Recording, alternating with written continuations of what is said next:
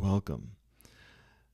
I am going to talk a little bit about Jesus and who was he, what was he doing here, some of the aspects of his lost years, where did he go?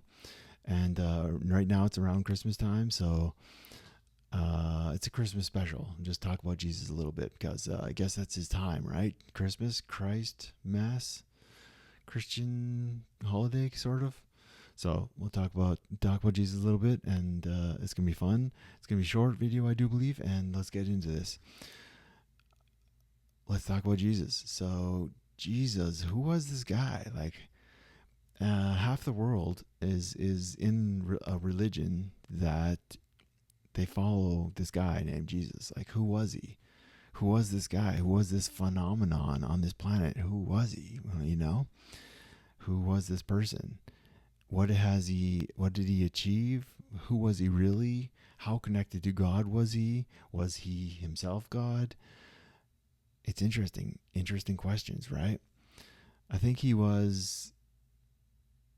definitely had his heart. He was fully, his heart chakra was definitely fully on 110%.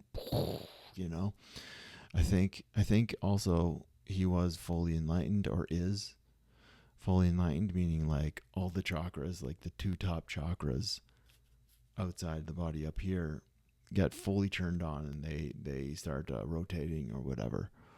Fully enlightened. I think that he was. I mean, I think he might have actually been in a prior lifetime too. Um, Keep in mind, my perspective on Jesus is very. It's from studying many religions and having practiced many religions and being a 25-year hardcore spiritual seeker for 25 years. So it's not, my perception is not, oh, my neighbors are home.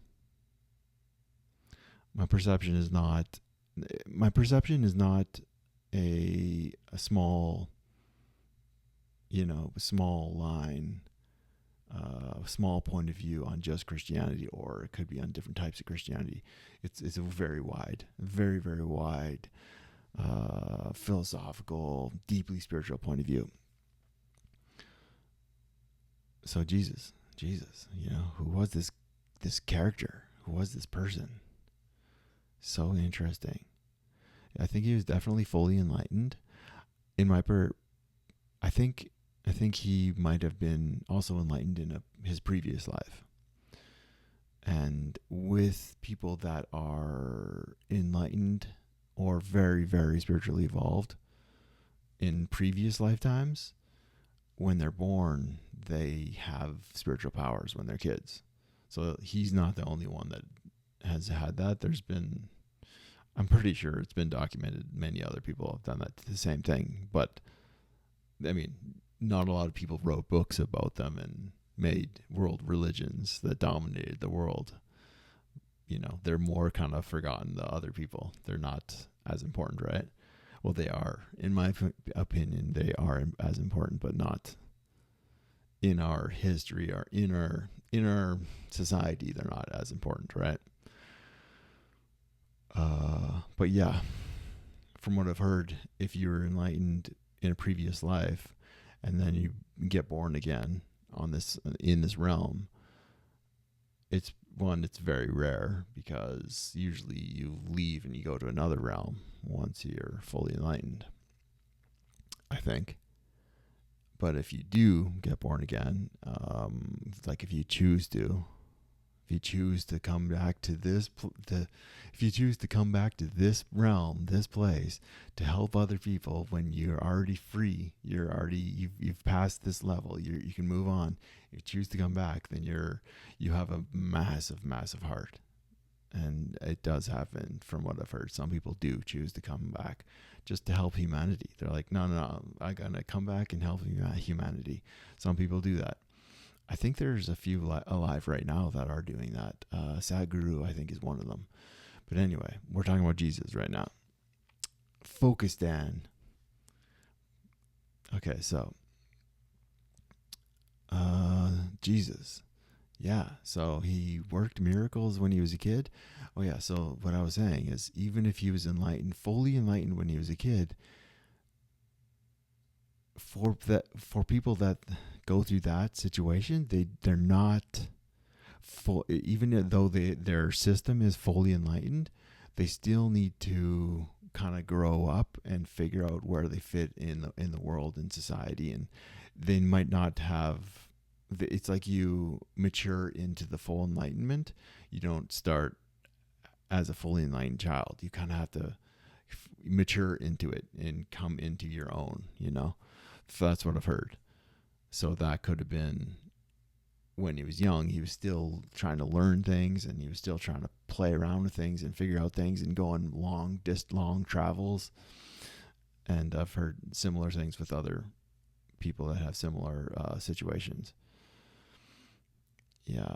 So actually, I the other day I listened to someone that was channeling Jesus, like talking to him.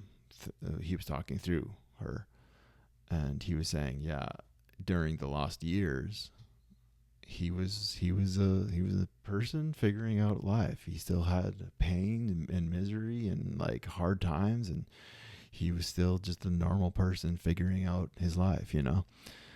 And yeah, I've heard that happens. That it's you're not just fully enlightened when you're born. It's like you have to come into it. You know, you still have to find yourself and kind of come into it, and then get settled into it. Which would make sense if you look at Jesus' history. He worked some miracles when he was a kid, and he's like, I have to be about my father's business. He's like focused, and then disappeared for, what was it, 18 years? Something like that. A long time. 16 years? It was a long time. Went untraveled. Oh, and I recently heard that in Japan, there's a small place where they believe they have a little grave with a cross on it, and they believe that he died and his body is there, and it's been going on for thousands of years, a couple thousand years, a lineage. And there are, I think 1% of Japanese or something like that, they believe that Jesus lived there and died there. He lived out his life there. Anyway, it's a wild story. And also somewhere in Great Britain, they also believe that Jesus lived out his life there. Joseph of Arimathea or something was like his uncle. Anyway, that's also an interesting idea. I don't know the exact details, but a lot of people believe that too. And then of course there is the famous story of Jesus traveling the Silk Road, the Silk Path, through all of like Asia and India and Egypt, all around there in China. And that one is the most documented. Like if you look into factual evidence, like hard factual evidence of him being, living in the Himalayas in Tibet for several years, and traveling through India and living there for several years. That storyline is the only one that has hard evidence. The other ones in Japan and the Britain, those ones don't have any hard evidence anymore. But the ones in India, his lifetime, his years in India and Tibet, there's multiple pieces of evidence, like his name written in stone on temples and such. Yeah, it's interesting. Anyway, back to Jesus. I think he was an amazing person. I think he was a human being, totally human being that was fully enlightened. And was he the son of God? Sure. But aren't we all in a way, Was he the only, is he the only path back to God? I don't think so. I mean, it's a pretty severe statement. Like, what about the people? What about the millions and millions of people that lived before Jesus arrived? They're all burning in hell for eternity. Eh,